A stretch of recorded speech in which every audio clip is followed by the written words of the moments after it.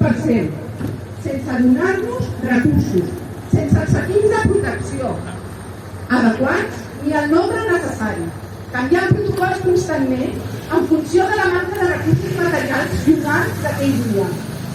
Ens vam arribar a vestir amb bosses d'escombraria. Les fèiem nosaltres a casa, amb els nostres. Anys de retallar... El Hospital del Mar en Barcelona, enfermos de otras patologías que no son atendidos en los centros de salud y tienen que acudir a urgencias.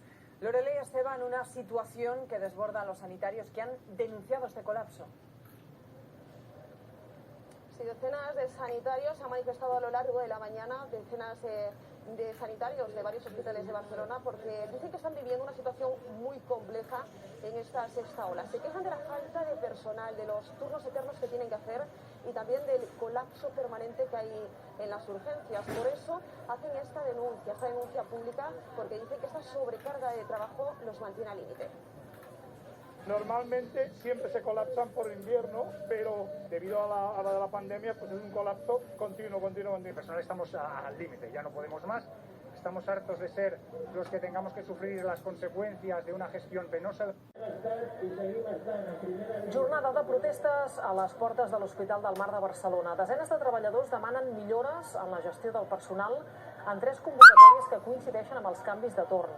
La prioritat és rebaixar les ràtios i trobar solucions al col·lapse del servei d'urgències. I per aconseguir-ho, demanen millores laborals i de planificació del personal.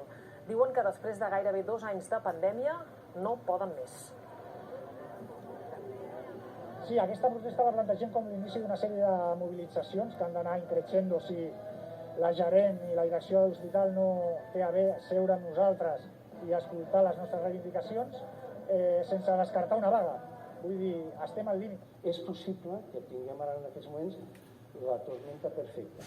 Estem en una situació de gran pressió, assumint moltes dificultats de plantilles i de manca de professionals i alhora una situació que ja arrosseguem de manca de certes condicions, de millores d'aquestes condicions.